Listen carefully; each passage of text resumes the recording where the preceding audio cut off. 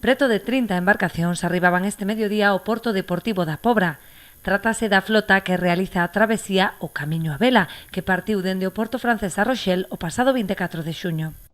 Una conexión, me encanta que sea con un país como Francia, ¿no? Que tiene el Camino de Santiago, la vinculación con Francia es tremendo, es Europa en sí misma, lo que significa todo el recorrido que se hace por nuestro continente, y por lo tanto es fantástico que salga de La Rochelle, de Francia, y llegue aquí a nuestro territorio.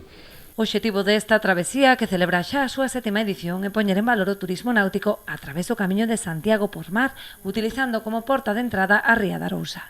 Nosotros estamos en el origen del Camino de Santiago. Los restos del apóstol Santiago entraron por la Ría de Arousa y eso es un hecho que año a año y en diferentes acciones que realizamos desde la Mancomunidad es algo que conmemoramos y queremos poner en valor. Por eso en esta travesía que partisteis de La Rochelle, os agradecemos enormemente formar parte de esta estrategia y que realicéis el Camino de Santiago y daros la bienvenida a nuestro territorio. Muchas gracias, Fátima, también por la colaboración de todos estos años, que siempre es fantástica, la verdad, siempre nos reciben, además de una forma muy excepcional, ¿no? Que tampoco podemos tener todos estos recibimientos con esta degustación gastronómica tan generosa como siempre hemos tenido aquí.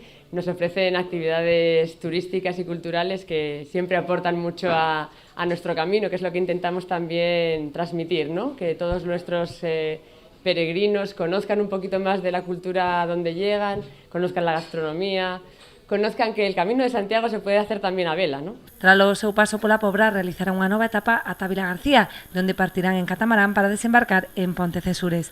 Dende alí culminarán o camiño a pé, chegando a Compostela o próximo día 14.